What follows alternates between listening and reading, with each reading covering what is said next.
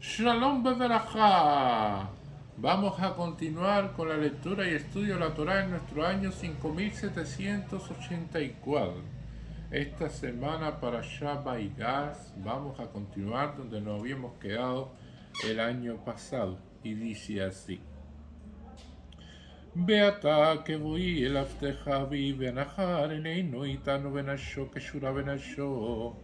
בחיה כי לא תוקי גנר במך חוריתו עבדך אל שבח עבדך אבינו ויגון שולה יבדך אחרי לנחר מי אבי למורין לא אבינו אליך תתי לאבי כל חיימים ביאתה יששנה עבדך תחנה חרב אל אדוני בהנחר יעל עמך y en él que la vianajar eneinu nitipen ere barach asher yinsa el avi nelo yachol yoselei papet לכל הניצבים עלי ויקרא הוציאו כל איש מעלי ולא אמה אישיתו והתבדה יוסך אליך וייתן אל קולו יחי וישמעו מצרים וישמע בית פרעה ויאמר יוסף אליך אני יוסף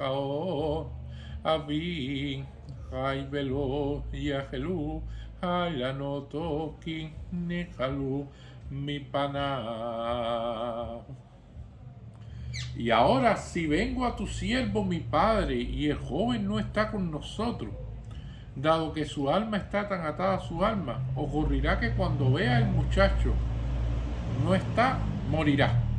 Y habrán hecho descender tu siervo la ancianidad de tu siervo nuestro padre con dolor a la tumba. Pues tu siervo garantizó al joven ante mi padre diciendo, si no lo traigo a ti, entonces habré pecado contra mi padre por toda la eternidad. Por eso ahora, por favor, permite que tu siervo se quede en lugar del joven, porque un siervo para mi señor, y que el joven suba junto a sus hermanos, porque he de subir ante mi padre si el joven no está conmigo, no sea que vea el mal que le aconteciera a mi padre. Y no pudo Yosef contenerse ante los presentes frente a él, por lo que exclamó, que sean retirados todos de mi presencia. Y no quedó nadie con él cuando se dio a conocer Yosef a sus hermanos, y lloró en voz alta. Oyeron los egipcios y oyó la casa del faraón. Y dijo Yosef a sus hermanos, yo soy Yosef, ¿acaso está aún mi padre con vida? Pero no lograron sus hermanos responderle, porque quedaron desconcertados ante él.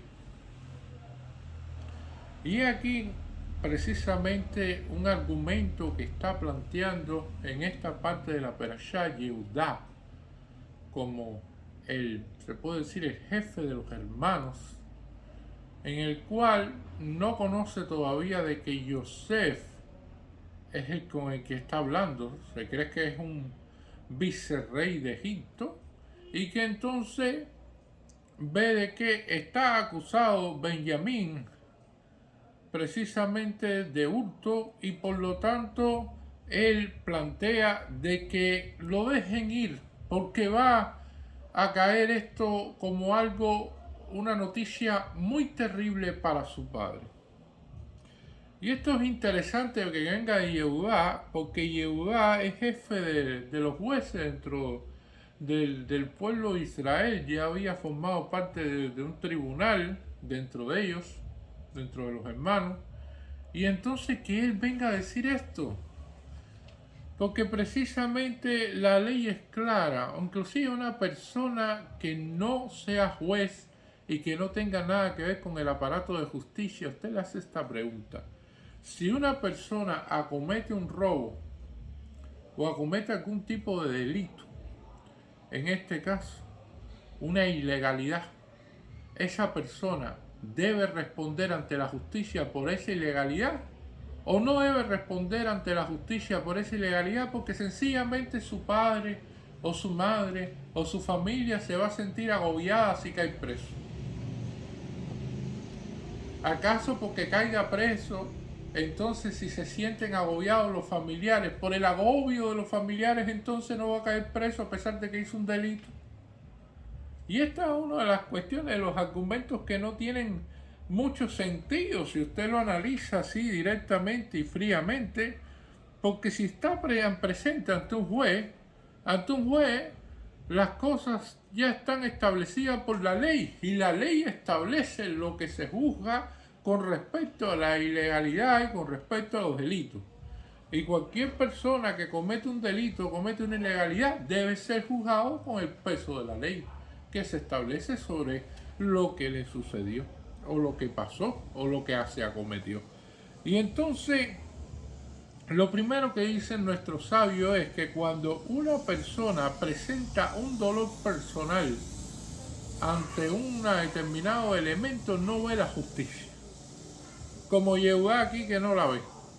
Si este muchacho fue acusado de un delito de robo, debe pagar él por el robo. No es que pague por un robo a otra persona o que pague o que se ofrezca para pagar por ese delito. Es una de las cuestiones fundamentales. Una persona que asesina a alguien, entonces va a decir otra persona, no, mira, pónganme preso a mí y al asesino déjenlo libre, porque yo voy a pagar por él.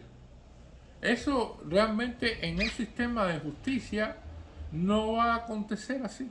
Y esto es una de las cuestiones fundamentales porque no se ve. Muchas veces las personas creen que el fin justifica los medios. Y entonces, si al final está haciendo una causa noble, si está haciendo algo bueno supuestamente, entonces el fin para alcanzar ese medio, o sea, los medios para alcanzar ese fin que él está persiguiendo, esa cuestión no importa.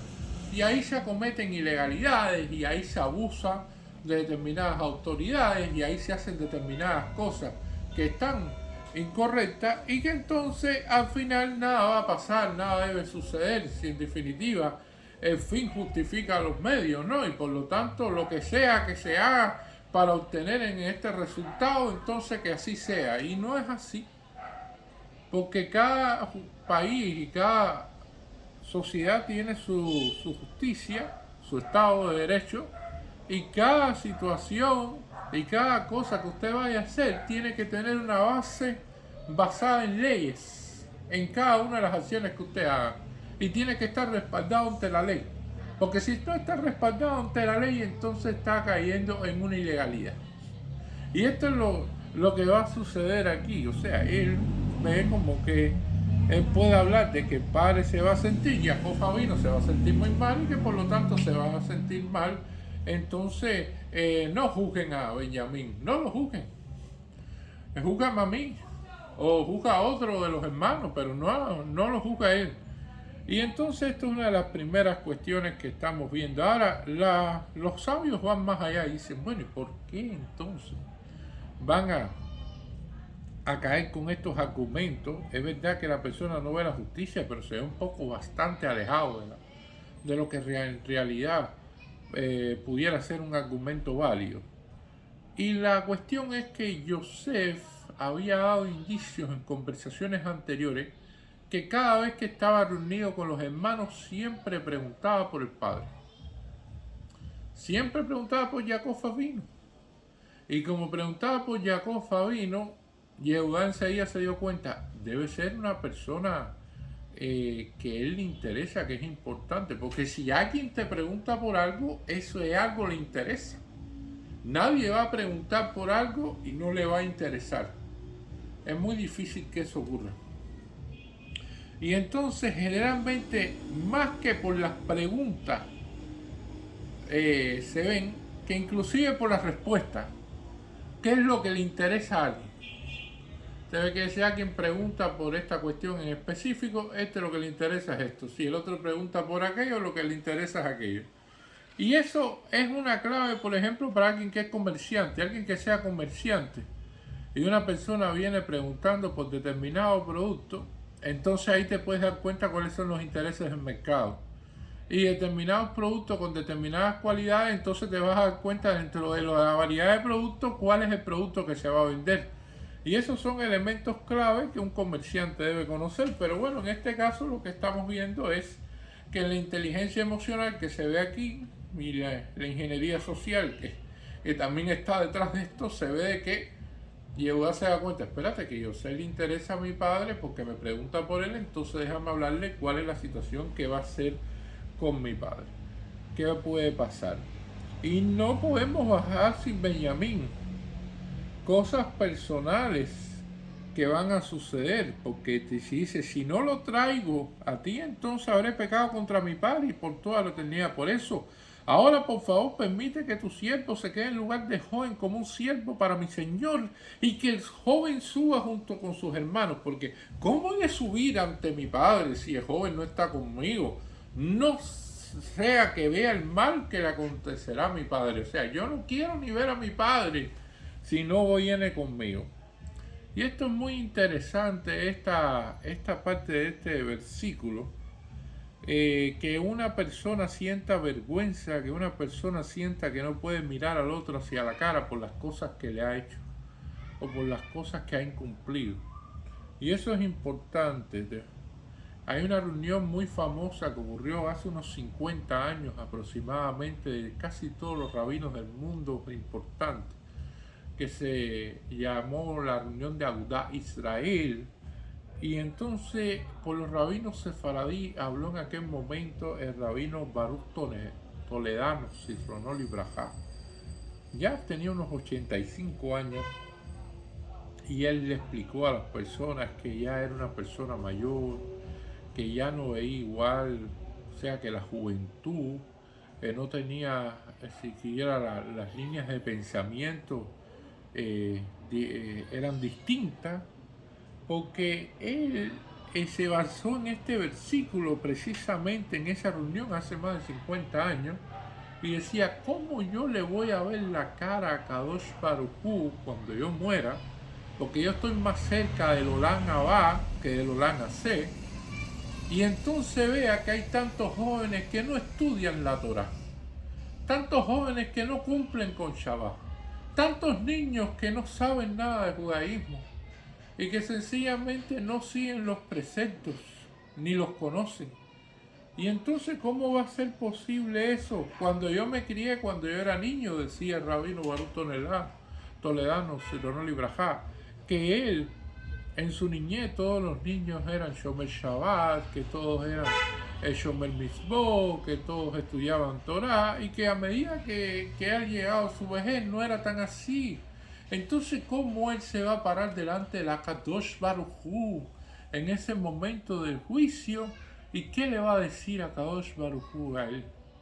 Que él no tenía vergüenza para pararse delante de él en ese momento, y entonces dice, bueno, se me cae la cara delante de Akadosh Baruj Hu, y empezó a llorar, y todos los rabinos lloraron con esto. ¿Por qué? Porque muchas veces se le da prioridad a determinadas cosas en la vida que en realidad no es lo más importante. Muchas veces le damos prioridades, por ejemplo, a que las edificaciones, las instituciones estén exquisitamente pintadas, de que estén exquisitamente adornadas, de que los vehículos de las instituciones tengan el mayor confort posible, de que todo sea fenomenal a la vista. Pero lo fundamental que son las personas que van a esas instituciones, lo que le da la vida a una institución, que son sus personas, que son sus miembros, que son la parte del pueblo judío. Entonces desconocen cómo cumplir las mitzvot, desconocen y no siguen los preceptos de la Torá, no cumplen con el Shabbat, no realizan determinadas cosas. Entonces eso es la cara que uno le va a prestar delante a Kadosh Baruj Hu 120 años después. Y va a decir, bueno, y entonces ¿cómo yo me voy a enfrentar a Kadosh Baruj Hu y decir, no, ¿qué fue lo que yo hice? No, sí, yo busqué para arreglar paredes y arreglar baños y arreglar esto y arreglar aquello y tener esto y tener aquello, cosas materiales, pero ¿dónde está la cosa espiritual? ¿Dónde está el elemento fundamental, que es que trabajar con los jóvenes, trabajar con los niños, trabajar con la continuidad del pueblo judío para que corregir todas estas cuestiones? Y a partir de ahí, de eso hace más de 50 años, se creó un movimiento para precisamente enfocar los fondos y enfocar el esfuerzo en esto. más que si una institución tuviera la pared bonita y tuviera el vehículo tal o el no sé qué más cual, tener los fondos para que se cumplan mis votos y para que se siga el camino de la Torá precisamente. Y esto es una de las cuestiones fundamentales que vamos a ver en este mundo. En este mundo cuando nos dicen que las segulás que se pueden obtener en Yom Kippur, uno puede pedir una de tres cosas en Yom Kippur que se le pueden dar. La primera puede ser riqueza, o sea, una parnasá abundante. La segunda puede ser Ruach HaKodesh, o sea, la capacidad de ver más allá, de tener una vista larga, de poder anticipar hechos, de conocer lo que puede suceder y prepararse para ello. Y la tercera es hijos buenos. Y va el rabino y le pregunta a sus feligreses ahí, a las personas, bueno, ¿qué es lo que usted desea para Yom Kippur? ¿Qué es lo que va a pedir? No puede pedir las tres cosas, tiene que pedir una. Y entonces las personas le iban, no, la parnasá, yo con la parnasá lo arreglo todo. Es respuesta incorrecta. La parnasá no le va a garantizar arreglarlo todo. Ni va a obtener con dinero Ruach HaKodesh, ni tampoco los hijos le van a salir buenos porque tenga dinero. No es una condición necesaria para que los hijos salgan buenos. A veces no teniendo dinero y recursos, a veces de las carencias salen los mejores hijos. Y entonces es uno de los elementos a tener en cuenta sobre las prioridades que tienen las personas y los individuos con respecto así y a sus metas en este mundo. La otra cuestión que van a decir nuestros sabios con respecto a la justicia y con respecto a estos elementos es que en este mundo no existe justicia completa, y esto suena fuerte pero es así, porque se rigen por leyes y las leyes no interpretan el estado en el cual se cometieron los determinadas infracciones o los determinados delitos que se cometieron. Y por ejemplo, viene una persona que está manejando y no ve el semáforo, se lleva la luz roja, no lo vio, es estacionado por un policía próximamente y la persona verdaderamente quería parar si había una luz roja, pero no la vio. Pero bueno, no darte cuenta de que está la luz roja no te exime del cumplimiento de la ley y por lo tanto debes pagar la multa correspondiente, los puntos correspondientes a la licencia de conducción y todas las demás cosas normativas que están con respecto a eso. Inclusive si ya llega a tener una determinada cantidad de puntos, retiro de la licencia de conducción. Ahora, viene otra persona que sabe que hay una luz roja, pero él dice, no me interesa que haya una luz roja, la voy a pasar y no voy a parar allí. Y voy a lanzar el carro inmediatamente y me voy a llevar la luz roja. Evidentemente una actitud completamente distinta, una cuestión de hacer las cosas, como se dice en hebreo, dafk, a presión así. Y entonces lo hace y igualmente lo para la autoridad y le ponen la misma multa con el mismo proceso que a la persona que lo hizo, aunque no se dio cuenta. Ambos llevan multas y ambos llevan todo el peso de la ley. Y sin embargo, no es igual desde el punto de vista de lo que uno pensaba y de lo que el otro pensaba cuando lo hizo. Y esto es uno de los elementos fundamentales a tener en cuenta. Porque es diferente en este caso. Porque Yehudá sabe que está hablando con alguien que es el vicerrey de Egipto, que es la segunda persona más importante de Egipto. Es como si fuera el faraón, aunque no lo es, pero es como si fuera el faraón por la autoridad que tiene. Por lo tanto, es como si fuera un rey.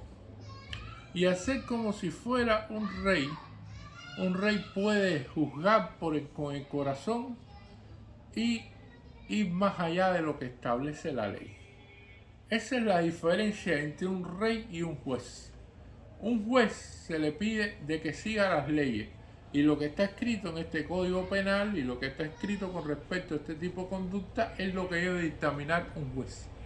Un rey puede juzgar con el corazón y puede tomar en cuenta otras cuestiones y decir, bueno, es verdad, tú cometiste esto, pero bueno, como tú eres una persona que entonces es de mi agrado por esto y esta cuestión y por las cosas que tú me has planteado, entonces yo voy a determinar como tal de que esta sentencia no va a caer sobre ti de esta manera.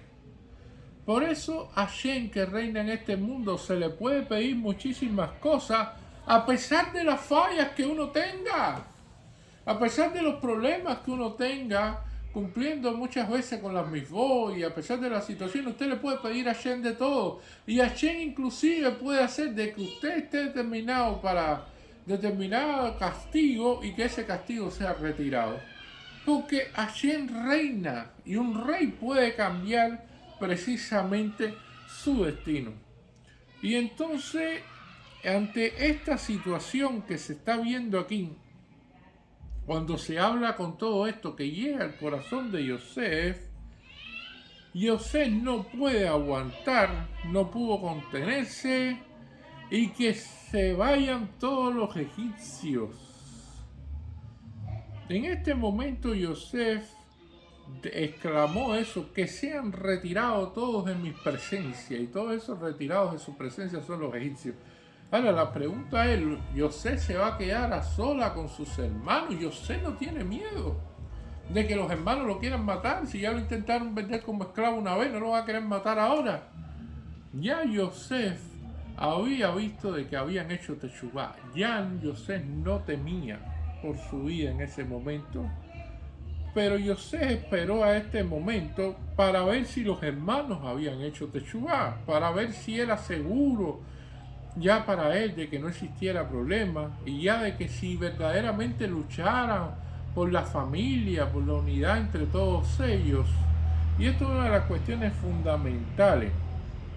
Aparece otra opinión del rabino Abraham Ben Ezra que dice que no tuvo paciencia para esperar y sacar a todos, porque era un problema de pikuas nefesh, o sea, de peligro para la vida, porque Yehudá, en sus características que Yosef conocía, tenía pelos que se erizaban cuando estaba molesto, se ponía la cara roja, y esto había unos pelos que inclusive traspasaban las vestimentas cuando se erizaban de esa manera, y se veía de que Yehudá estaba encolerizado y en cualquier momento podía atacar a los presentes. Y entonces, tal es así que esta determinadas cuestiones interpretadas por el rabino Abraham Ben Ezra es coherente con lo que estamos viendo en la parashá, porque dice: y lloró en voz alta y oyeron los egipcios y oyó la casa del faraón. Entonces, ¿cómo fue que oyeron los egipcios? Si él no mandó a salir a todo el mundo, si tú mandas a salir a todo el mundo y no se queda nadie allí, entonces ¿cómo los egipcios llegaron a oír? Y llegó hasta la casa del faraón. Qué rápido viajan estas noticias. Y entonces precisamente de que al final no dio ni tiempo a eso. Los egipcios escucharon y oyeron. Y por lo tanto, estas noticias que son como la pólvora son las que más rápido viajan. Estas noticias no demoran nada. En aquel momento no habían celulares ni había internet. Y sin embargo, la casa del faraón, que no estaba pegada a la casa de Yosef, se enteró inmediatamente de que ahí estaba la familia de Yosef. Y el Ora Jaín Akaos dice que sacó rápido porque no quería que pasaran una pena pública, porque quería cuidar la integridad de las personas y de sus hermanos, porque él llegó a esclavo llegó a Egipto como esclavo. Él llegó a esclavo porque sus hermanos lo vendieron. llegó a ser esclavo por eso. Entonces, ¿cómo es ante esa situación? Los hermanos van a ver de que la persona que ellos trataron de aniquilar en un principio y de vender para más nunca verle la cara en su vida, que tanto odiaban, mira dónde había llegado. Y esto es una de las cuestiones interesantes que hay en la vida, que cuando él le dice a José, a sus hermanos, yo soy José, ¿acaso está aún mi padre con vida? Pero no lograron sus hermanos responderle porque quedaron desconcertados ante él. Y este es el peor regaño que puede recibir una persona en la vida. Que una persona diga, como lo dijo Yehudá, de que dice, no, yo no puedo ir a verle la cara a mi padre si no traigo a Benjamín conmigo. ¿Cómo yo voy a ver a mi padre si es el hijo que yo tengo que proteger? Y entonces mi padre, ¿cómo se va a sentir? Esto lo va a matar a él y yo no puedo hacer eso. Y entonces esa persona te diga, yo soy Joseph, y aunque no te lo diga, está presente la cuestión de cómo pudiste verle la cara a mi padre y decirle que yo estaba muerto cuando tú me vendiste a mí como esclavo. ¿Cómo tú pudiste verle la cara a mi padre después de haber hecho todas esas mentiras y fechorías que hiciste conmigo? ¿Cómo pudiste realizar eso? ¿Y cómo ahora te quieres hacer el gran salvador de Benjamín cuando tú conmigo le diste la cara a mi padre e hiciste todo lo contrario? Entonces, por eso se quedan desconcertados, porque con el mismo argumento está el ejemplo que hace todo lo contrario a lo que ellos decían. Y esto es una de las cuestiones. Y hemos visto esto muchas veces y está explicado en el Taná. Vemos la historia de David Hamelech, cuando existía aquel señor Ulias Haití, que tenía a su esposa Bathsheba. David se fijó en su esposa y mandó a esta persona a luchar en el frente para que muriera. Y cuando murió, entonces se casó con Bathsheba. Entonces viene el profeta y le dice a David Amelech, dice, existe una persona que tenía 1000 corderos y hay otra persona que tiene un solo cordero que es un pobre. Y entonces esa persona que es rica, allí recibe amigos y ese amigo quieren comer y la persona rica le dice, bueno, tú sabes qué, vamos a cogerle el cordero al pobre, vamos a tomar ese cordero del pobre, ese que vamos a comernos, se los quitamos y así yo me quedo con mis 1000 corderos, no pierdo ninguno y por lo tanto al final los amigos y él comen apaciblemente. Y el profeta le pregunta a David Amelech, entonces, ¿qué debe suceder con esta persona que agarró, que era rico, el cordero del pobre, y él tenía 1000 corderos y no quiso sacrificar ninguno de él? Y entonces David Amelech se encolerizó y dijo, no, esa persona hay que juzgarlo con extrema severidad. Esa persona tiene que pasar por un tribunal y tiene que cumplir tremendas leyes. Por lo tanto, le caerá todo el peso de la ley sobre él. Y el profeta le dice, bueno, esa persona eres tú. Tú fuiste quien enviaste al esposo de Bathsheba a pelear en el frente para que muriera y quedarte con ella. De ti es que estamos hablando. Y entonces, en ese momento, él mismo se condena con lo que él dice. Y es una de las cuestiones que nosotros vamos a ver aquí. Y es que cada persona se juzga a sí mismo con respecto a cómo se comporta. Como aquella persona que le dijeron una palabra que no le gustó y entonces al final le dejó de hablar por un mes a otra persona y después la persona fue juzgada de esta manera. O sea que la persona que sabe perdonar, Hashem la salva, porque con la mano de uno mismo firma su sentencia. Y el Zohar HaKadosh nos establece que en el futuro Hashem va a utilizar el lenguaje de Yosef. Hashem va a decir que él está aquí, y entonces cuando utilice ese lenguaje, que Ani Hashem, entonces las personas se quedarán mudas.